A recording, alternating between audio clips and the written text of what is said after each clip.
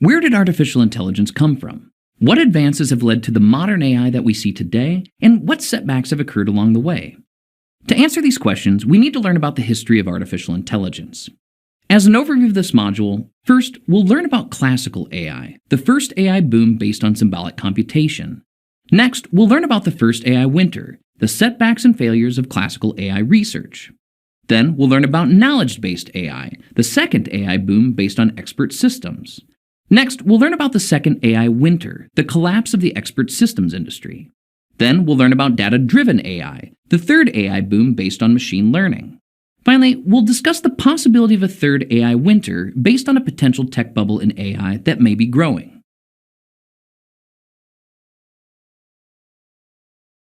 How did the AI industry get started? What early advances and successes led to the first AI research boom?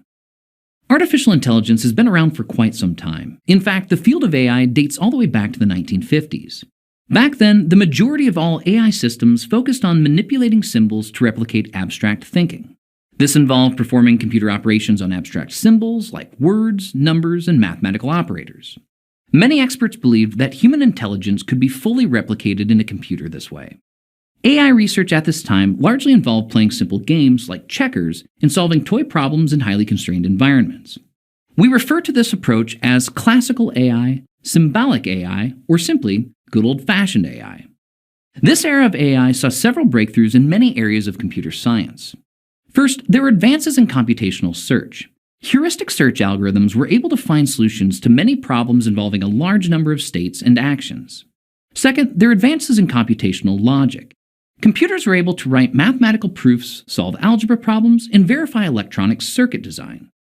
Third, there are advances in natural language processing. Computers were able to crudely simulate human conversations with a few basic rules about words, sentence structure, and grammar. These advances led to several early successes in classical AI. First, a computer program known as the general problem solver was able to solve basic word problems and puzzles. It could take well-formed problems and search all possible action-result branches until it found a solution to the problem. Second, the first text-based chatbot named ELIZA fooled many people into thinking it was actually a human. However, ELIZA had no real understanding of what it was saying. It was just replying with canned responses using basic rules of grammar. Third, a program called Sherdlu could solve simple problems in a constrained virtual environment called a microworld. You could type commands in English like pick up the small red block and put it on top of the large green block. The program would then display the resulting geometric world on the screen. You could also ask it questions like, what is supporting the red block now, to which it would respond, the large green block. These early successes made it appear to many people that we are just a few years away from truly intelligent machines. Why didn't we end up with truly intelligent machines during the era of classical AI? Why were these experts' predictions so wrong? Unfortunately, the era of classical AI was hindered by several significant limitations of the time. First, there was limited computer power and memory in the 1950s and 60s. This limited classical AI to solving trivial or toy problems in very constrained environments. Second, it was discovered that the complexity of AI problems explodes exponentially for any non-trivial problems. There are simply too many possible states and actions in even a simple game like chess to search all possible moves in a reasonable amount of time. Finally, symbolic AI is great for solving abstract problems like math and logic problems. However, most real-world problems, like opening a door, require subsymbolic forms of intelligence like sensation, perception, and motor control. As a result of these and other limitations, classical AI experienced several very public failures. First, in the late 50s and early 60s, there was considerable interest in machine translation of human languages. However, by 1966, the National Research Council concluded that machine translation was still more expensive, less accurate, and slower than human translation. Second, after initial excitement about early neural networks called perceptrons, severe limitations were discovered in the late 60s. As a result, almost no research was done on neural networks for an entire decade until these limitations could be overcome. Finally, in 1973, Sir James Lighthill released a report commissioned by the British government on the state of AI research. His highly critical and pessimistic report about the current state and future of AI ended funding for AI research in almost all British universities. These limitations and public failures of classical AI led to what is now known as the first AI winter, a period of reduced funding and interest in AI research from 1974 to 1980. During this time, many AI research projects and AI startups lost their funding almost overnight. The heyday of classical AI had ended. How did we recover from the first AI winter? What technological advances led to the next boom in AI? The 1980s experienced a resurgence of interest in artificial intelligence. Rather than focusing on symbolic computation, this era of AI focused largely on how to capture, represent, and infer knowledge. We refer to this as the era of knowledge-based AI, also known as the era of expert systems.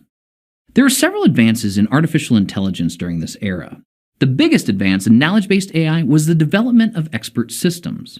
An expert system is a computer program that can answer questions or solve problems in a limited domain of knowledge. Knowledge was represented in a knowledge base as a set of facts and a set of rules that connected them. Human experts would input knowledge into a knowledge base in the form of facts and a set of if-then rules. In addition, there were also systems that represented knowledge as a graph of words and their semantic relationships. Expert systems use an inference engine to deduce new facts from known facts that are contained within the knowledge base. For example, if our knowledge base contains the facts, all humans are mortal, and Joe is a human, then the inference engine would conclude that Joe is mortal. These expert systems were able to perform tasks like diagnose diseases, detect chemical compounds from sensor readings, and manage an inventory of parts. There were many successful applications of knowledge-based AI during the 1980s. First, in the 1970s, Stanford University created an expert system for medicine called mycin.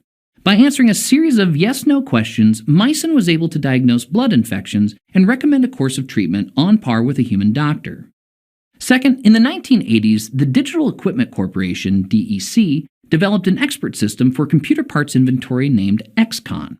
By 1986, XCON had processed over 80,000 orders with 95 to 98% accuracy and was saving DEC over $25 million annually. Third, in 1974, Harold Cohen began creating an expert system for painting named Aaron. By the 1980s, Aaron was able to produce original artworks that are still exhibited and appreciated as fine art yet to this day. Because of these early successes, nearly every major corporation in the United States was either using or investing in expert systems in the 1980s. Why didn't knowledge-based AI live up to all the hype in the 1980s? What happened to all the amazing benefits that we were promised from expert systems? Unfortunately, there were several limitations to knowledge-based AI of the 1980s. First, knowledge-based AI systems were expensive to maintain. They required a domain expert and a knowledge engineer to manually input new facts and rules to update the system. Second, knowledge-based AI systems were very rigid and inflexible. They would often produce grossly incorrect errors when given unusual or novel inputs. Finally, knowledge-based AI systems were not very efficient. Expert systems with a large set of facts and rules were slow, which limited them to solving only simple problems. Throughout the 1980s, expert systems proved useful, but only in a few special cases. These limitations of knowledge-based AI led to several setbacks and failures in this era. First, early successes like mycin created tremendous optimism, which drove the expert system boom in the 1980s. However, by the end of the 1980s, neither mycin nor any of its successors ever made it into production use in any hospital. Second, in the 1980s, there was a growing market for computers specifically designed to run Lisp, the most popular programming language for expert systems. However, by the end of the 80s, the entire Lisp market had collapsed and almost all Lisp machine companies went out of business. Finally, in 1982, Japan began its fifth-generation computer systems project to create a new era of computer systems to enable future AI technologies. Unfortunately, at the end of this 10-year project, it had spent over 50 million yen, about $400 million in US dollars, and was terminated without having met any of its goals. Throughout the 1980s, there was once again inflated expectations about what expert systems would be able to accomplish. The AI industry had grown from a few $1 million in 1980 to billions of dollars by 1988. Unfortunately, knowledge-based AI systems were unable to live up to the hype and failed to meet expectations. As a result, the entire market for expert systems and general interest in artificial intelligence collapsed. This led to the second AI winter, a period of time from 1988 until the early 2000s where funding and research for AI dried up again. What caused the second AI winter to end, and why are we now finally seeing practical applications of AI in our world? After the second AI winter, many researchers went back to the drawing boards in search of a new path to practical AI. The first two eras of AI were based on the assumption that intelligence could be hard-coded into computers. However, the third era is based on the realization that knowledge can instead be learned from data.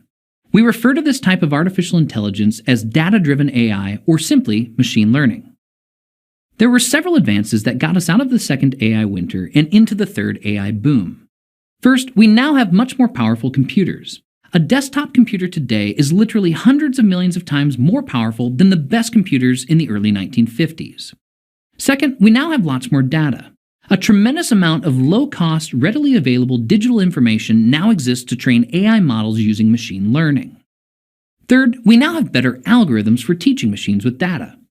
Modern machine learning algorithms are easier to train, can learn more complex patterns, and can generalize better to new scenarios.